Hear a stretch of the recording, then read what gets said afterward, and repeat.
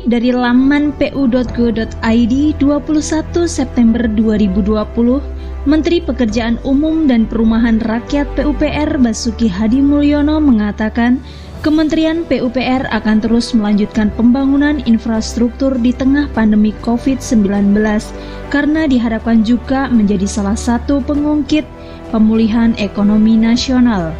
Salah satu infrastruktur yang berperan penting untuk mendukung pemulihan ekonomi nasional adalah jalan dan jembatan yang membantu kelancaran distribusi logistik. Khusus untuk pembangunan jembatan, saya sampaikan ke depannya agar terus diberikan sentuhan arsitektural, seperti pada jembatan Yotefa yang ada ornamen ciri khas daerah Papua. Juga untuk jembatan Batam Bintan yang akan dibangun dengan KPBU agar ada sentuhan seninya, kata Menteri Basuki dalam acara webinar 100 tahun ITB menuju 100 tahun Indonesia, Sabtu 19 September 2020.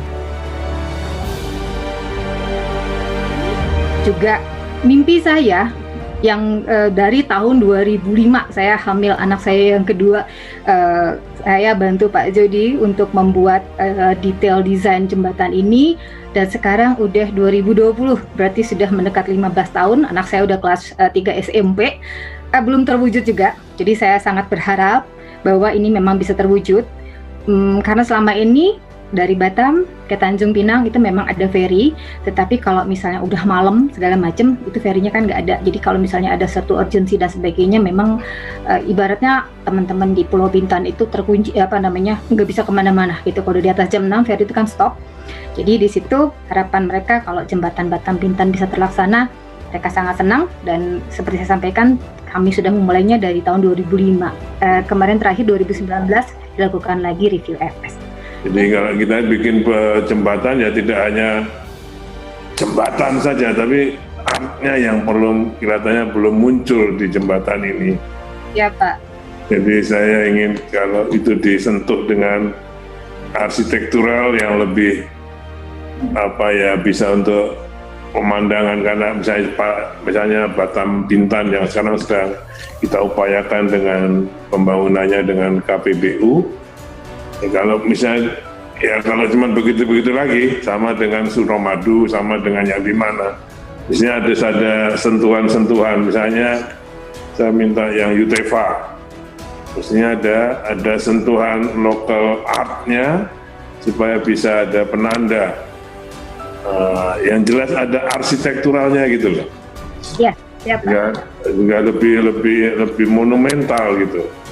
Jembatan itu tidak hanya menghubungkan satu tempat dengan tempat lain.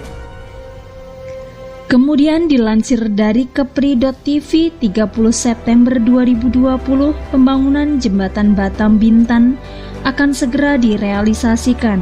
Menteri Pekerjaan Umum dan Perumahan Rakyat PUPR Basuki Hadimulyono mengungkapkan akan segera melelang proyek senilai 9,7 triliun rupiah. Jembatan sepanjang 7 km itu akan menjadi jembatan terpanjang di Indonesia, mengalahkan jembatan Surabaya-Madura Suramadu sepanjang 5 km.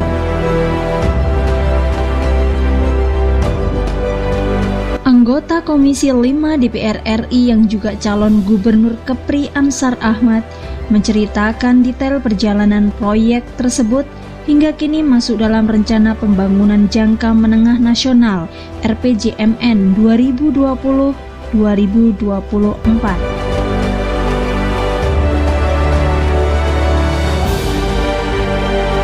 Jembatan Batam Bintan nantinya akan menghubungkan 4 pulau, yakni Pulau Batam di Tanjung Talok, Pulau Ngenang, Pulau Tanjung Sau, dan Pulau Bintan di seri Kuala Lobam.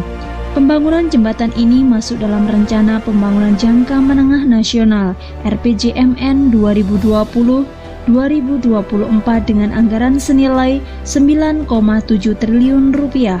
Hadirnya jembatan Batam Bintan memang sangat dinanti oleh masyarakat Kepri. Jembatan ini diharapkan akan mendorong investasi dan pariwisata di Kepulauan Riau.